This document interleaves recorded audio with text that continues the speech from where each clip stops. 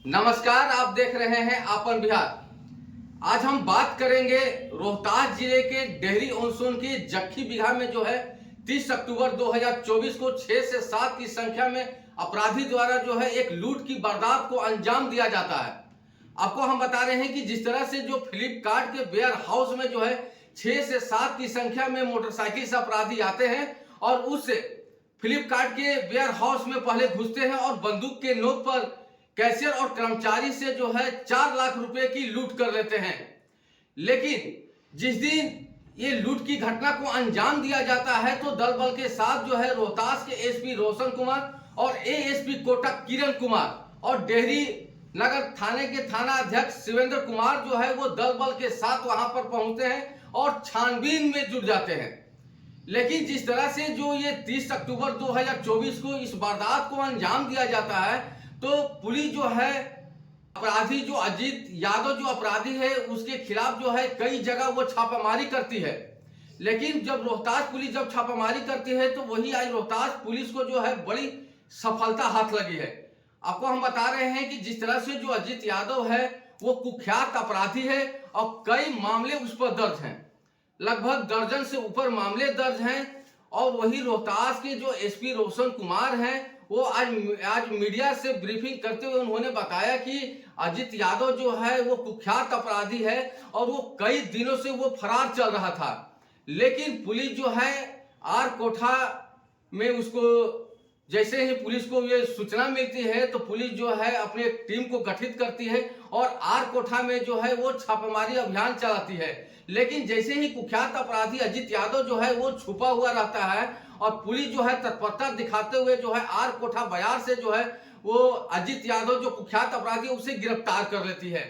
लेकिन जो अपराधी जो अजीत यादव जो है वो कई मामले में जो है वो संलिप्त है, वो अपने जो संलिप्तता जो है वो स्वीकार भी किया है। ऐसा ही एक घटना जो है वो रोहतास जिले के बड्डी में हुआ था, जो स्वर्ण व्यवसाय से वो जुड़ा हुआ था। स्वर्ण व्यवसाय के साथ भी अजीत यादव के संलिप्तता जो है वो स्वीकार कर लिया है। सबसे बड़ी बात हम आपको बता रहे हैं कि जिस तरह से जो है रोहतास पुलिस जो है वो एक्शन में आई है और आर कोठा से जो है अजीत यादव कुख्यात जो अपराधी है उसे गिरफ्तार कर लिया है। लेकिन वही जो कुख्यात अपराधी अजीत कुमार है उसके पास से जो है एक एंड्रॉयड मोबाइल और एक अपाची मोटरसाइकिल को भी पुलिस ने जब्त कर लिया है। और आपको जिस तरह से जो ये लूट की वारदात को जो अंजाम दिया था ये पूरे शहर में जो है वो हड़कंप मच गया था।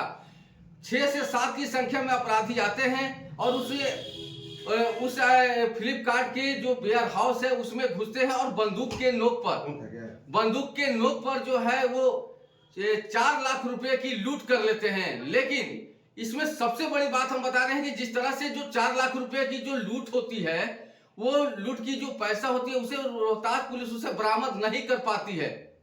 लेकिन कुख्यात अपराधी अजीत कुमार को गिरफ्तार रोहतास पुलिस कर लेती है। फ्लिपकार्ट में जो डकैती थी उसमें भी सभी अपराधियों की पहचान की जा चुकी है और उसमें जो स्थानीय अपराधी जिसने इन सब को एक संगठित करके इस पूरे कांड का की साजिश रची थी उनकी भी पहचान की जा चुकी है। इस पर कार्रवाई की जा रही है। ये जो अजीत यादव है ये कुख्यात अपराधी है। इस पर लगभग 18 से ज़्यादा कांड दर्ज है, जिसमें 3 से अधिक हत्या के कांड, जिसमें बड्डी थाना कांड संख्या 1, 24, डिहरी नगर थाना कांड संख्या 706, 24 अकोड़ी गोला कांड संख्या 348, 24 नोखा में भी लूट डकैती केस में ये जेल जा चुका है।